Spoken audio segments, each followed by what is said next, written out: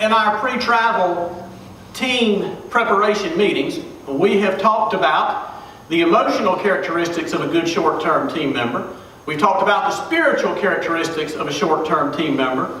And tonight, I want us to focus a little while on the physical conditioning of a short-term team member. Having grown up in the hot, humid climate of the Gulf Coast, and having spent most of my ministry in sunny Florida, when I moved to Brazil, I naturally thought that the climate would be equal. But boy, was I ever wrong. The effects of the equatorial sun are vastly different on the human body to those to which I was accustomed. Hence, physical conditioning and physical preparation for the short-term missionary is vital. By the way, the number one reason for failure to appoint career missionaries by mission boards and mission agencies all across our nation is physical condition. Our physical condition when it comes to missions in these climatologically challenging areas is vitally important.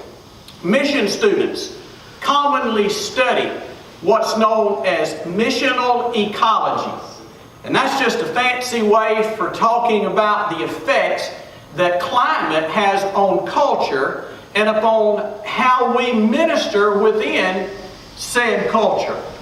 So my first piece of advice as it relates to physical conditioning is this: do not fight the climate. See, climate dictates when we minister and when we do not minister. Because of the climate, Brazilian culture is accustomed to almost completely shutting down between the hours of noon and 3 o'clock. But to many U.S. team members who arrive in Brazil, especially for the first time, we have this pre-programmed mentality that we must be doing something productive and spiritual 24 hours a day. And we try to minister in this forbidden window. It's forbidden climatologically and it's forbidden culturally. And when we do this, it ends up being damaging. It's damaging, number one, to our physical condition. It's damaging to us, to our health, but it's also damaging to our witness because we are really demonstrating the cultural insensitivity. So do not attempt to fight the climate or the culture. My second piece of advice as it relates to physical preparation is this: after consulting your medical professional, begin some type of physical regimen. Walking a couple of miles a day in advance of your trip could prove to be helpful. On the mission field, there are times when our activities are unexpected and spontaneously. We may find ourselves in a situation where we have to walk 5 to 10 kilometers just to reach a Quilombola village. There may be times when a vehicle breaks down and leaves us on foot and we have to walk several kilometers just to get back to civilization. So physical preparation is mandatory. Third, pay attention to hydration. While you are on the field, live with a bottle of water in your hand. You see, the equatorial heat will take it out of you sometimes more quickly than you can put it back in. So learn to replenish constantly. Instances of dehydration among short-term mission teams are quite high, and there are times where we have to take evasive action to get someone back into a city because they just fail to hydrate.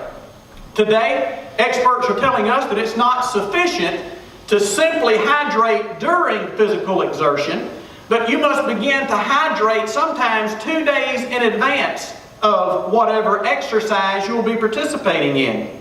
So hydration is not something to take lightly. Fourth, existing medical conditions do not disqualify you from taking a short-term trip. It just means that we need to be prudent and well prepared. For example, if you are hypoglycemic, or if you have diabetes, you can still make this trip. Just be wisely prepared. Always have in your backpack some type of emergency source of nutrition and medication. This is because on the field, a daily schedule is not something that is very dependable. The jungle and the mission determine when things normally happen. Oftentimes, lunch is without regularity. More times than not, lunch will become supper, and supper will become something that we just didn't get at all. And there are no corner stores, there are no fast food restaurants that can bail us out of a bind if we happen to get into one of these nutritional crises. So if you have a medical condition, just prepare appropriately and wisely. Remember, our physical condition and our spiritual testimony are inextricably linked. And the people with whom you will minister in Brazil, they are in top physical condition, they are cut, and they are toned. And we don't want to be the ones as American missionaries who are lagging behind them, and we don't want to be the one who is holding up the show when it relates to our Brazilian brothers and sisters. I promise you, they will lead the charge. They will walk the leather off the soles of our shoes, and they'll think nothing of it. They will say, oh, something is just bang, just right there. And to them, right there might mean 10 kilometers. So physical preparation is of utmost importance. So over the next several weeks, you may want to set your clock for about 5 a.m. Get up early, hit the streets, do your leg work, put in your physical exercise, and your trip will be much more enjoyable.